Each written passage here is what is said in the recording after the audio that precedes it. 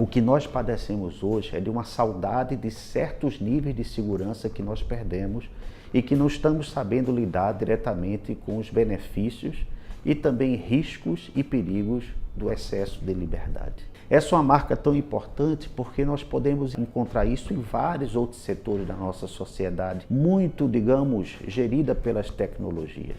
Hoje nós temos a geração smartphone, por exemplo. É percebido dentro da análise de Bauman, que dizia justamente na época de Freud, se a repressão das forças libidinais desencadeava neuroses, o excesso de liberdade no tempo contemporâneo leva pela permissividade a doenças narcísicas. Onde é que eu quero chegar? Se antes a repressão estava na força libidinal, hoje nós temos então a libido canalizada não mais pela repressão, mas pela liberação através de coisas e produtos. Ou seja, a geração smartphone, ela vem fazendo sexo justamente com aparelho celular, com laptop, e vem cada vez mais se desincumbindo das relações entre as pessoas. Então a força da sua libido está canalizada para o ato de consumo. A nossa sexualidade está sendo desviada justamente para o mundo do consumo. Isso é comprovado inclusive em pesquisas no Japão, onde cada vez mais os jovens praticam menos sexo e compram mais coisas, isolando-os do contato primordial que dá sentido à vida humana, que são as relações afetivas, corpo a corpo. Não me refiro apenas a uma sexualidade como um ato sexual, mas a prática afetiva, de construir relacionamento. Esse é um dos sintomas que se constitui hoje em nossa sociedade, justamente porque nós estamos padecendo, mais uma vez, de como vamos lidar com a nossa mente. Portanto, espero que essa parte que nós nos dedicamos a refletir sobre quais as maiores, se não a maior causa do sofrimento humano, seria justamente a nossa mente, como nós estamos produzindo a nossa sociedade, a nossa cultura, perpassa também na relação do homem com a sociedade e com os benefícios científicos e tecnológicos. Nós temos essa grande ânsia de encontrar a felicidade como sendo um sinônimo de perfeição. Esse foi o trauma da Torre de Babel, quando os homens se arregimentaram e tentaram a todo custo chegar ao céu pelas suas próprias mãos e foram punidos dentro do mito bíblico, justamente em que eles passavam a se desentender porque passaram a falar línguas diferentes e não chegaram ao seu grande auge. A nossa mania de perfeição custa-nos uma grande punição. Queremos saúde perfeita, corpo perfeito, alimentação perfeita. Entendemos felicidade como excitação e não como estados alternantes de humor. Os estudos da mente comprovam que, no sentido contrário, a felicidade não é um estado contínuo de alegria. A felicidade passa a ser, em níveis de saúde mental, um estado de autorregulação, de amadurecimento do indivíduo, que ele passa a gerir seu desejo em ajustamento com a realidade. A nossa cultura incentiva uma produção de felicidade onde o nosso desejo tem que ser realizado a todo custo. Nossas paixões precisam ser satisfeitas a todo custo. Esse conceito de felicidade traumatiza o indivíduo quando ele é surpreendido pelas frustrações, porque não é possível manter esse estado contínuo. O que há um despreparo da mente do indivíduo a lidar com a realidade. Portanto, mente saudável não é aquela que está constantemente em estado de felicidade, mas aquela que está em amadurecimento contínuo para lidar com as experiências da vida, seja realizando seus desejos ou ajustando-os quando não possível for a sua realização. Um conceito muito importante que eu traria aqui para fazer um contra-efeito a respeito dessa proposta de felicidade cosmética que é organizada pela nossa sociedade de consumo é aquela baseada no epicurismo, que é felicidade como você ter o prazer de nem sempre se permitir o prazer.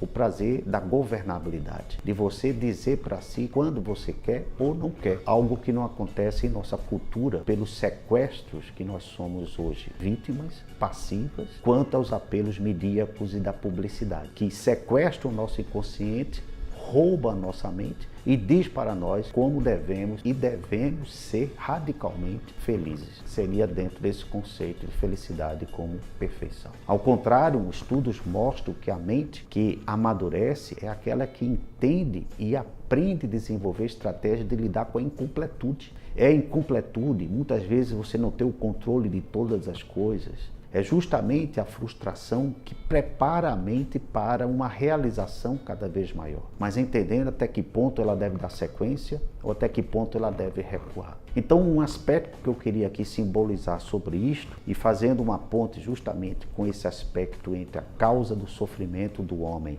a mente, e como ele representa as suas experiências de vida e a sua relação com a cultura. E justamente com outro aspecto, que é esse que eu quero considerar aqui, que é da nossa cultura midíaca em si, eu trago uma das contribuições de um grande filósofo cognitivista, o Noam Chomsky. Ele desenvolveu, interessantemente, o que ele chama de 10 estratégias de manipulação de massas, que faz alusão também à grande contribuição de Freud sobre psicologia das massas. Uma dessas estratégias que eu escolhi, considerando que não posso citar todas aqui por uma questão de tempo, seria justamente a estratégia em que se estimula a complacência, a aceitação do indivíduo quanto à mediocridade. Por exemplo, hoje, pessoas incultas e que ridicularizam pessoas, digamos assim, que são superficiais ou que se tornou moda que pessoas que partem para esses apelos de se exibir, de aparecer a todo custo, são as pessoas mais bem reputadas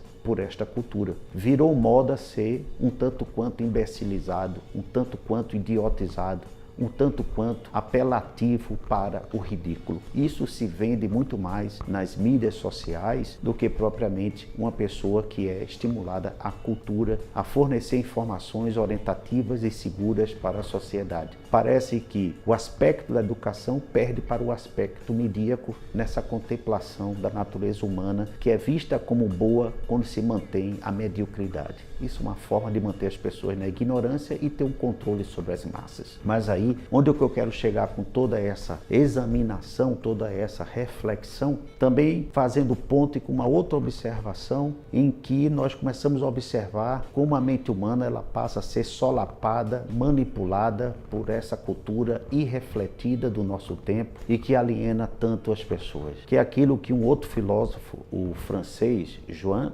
Baudrillard, o Jean Baudrillard, ele cita muito bem uma experiência que ele estava tendo enquanto passeava no mercado em Paris e se deparou com uma de suas amigas de infância que, para sua surpresa, estava levando num carrinho de bebê uma criança, razoavelmente entre 6 a 8 meses. Ele olhou para a criança e naturalmente expressou da seguinte forma: seu filho é muito bonito. E ela retrucou de uma outra forma para a surpresa do Jean Baudrillard, que foi: você precisa vê-lo num retrato em cores. Jean Baudrillard passou a então entender que a imagem passou a ser mais importante do que o fato em si. Ou seja, que as pessoas passavam a considerar muito mais que a imagem ganharia relevo sobrepondo a realidade concreta das coisas. Bom, aí nós chegamos justamente a compreender que, provavelmente, a grande causa do sofrimento humano, excluindo, e não de só menos importância, as causas naturais, as causas sociais, mas, sobretudo, o inconsciente do indivíduo espelhado na sua mente, que é o modo como ele interpreta a sua realidade e se relaciona com ela, com aquilo que um outro filósofo matemático árabe chamado Avicena traria como uma grande contribuição de reflexão, e eu finalizo aqui a minha reflexão desta vez. Diz Avicena que para que um discípulo pudesse receber a sua iniciação, ele teria que se submeter ao seguinte ritual. Teria que passar por uma tábua estreita, cabendo apenas um pé, e que, de acordo com o equilíbrio dele, esta tábua que se encaminhava até o encontro do próprio Avicena, ele lá chegando, ele conseguiria então, finalmente, a iniciação de condição de discípulo. O ritual começava da seguinte forma: acompanhado por outros discípulos formados, este candidato começava então a peregrinar sobre a tábua com razoável equilíbrio, porque não era algo tão difícil. Até que na metade da tábua o Avicena o surpreende e colocava-se da seguinte forma: pedia para que outros discípulos removesse a terra sob a tábua, que estava sobre um aparente solo rígido e sólido, que na verdade não era. E aí, no momento que essa terra é removida,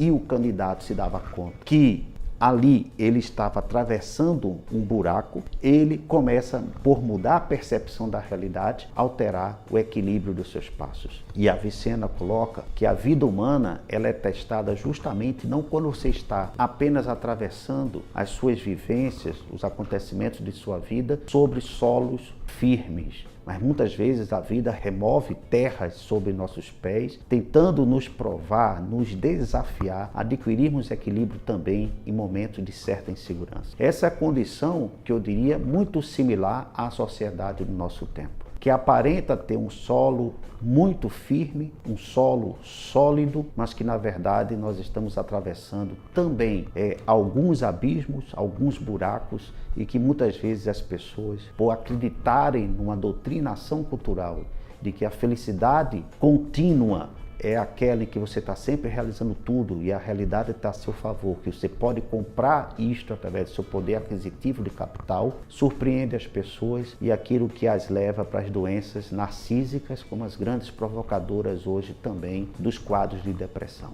Significa que não é a ilusão que mata o indivíduo, é justamente a desilusão. Muito obrigado.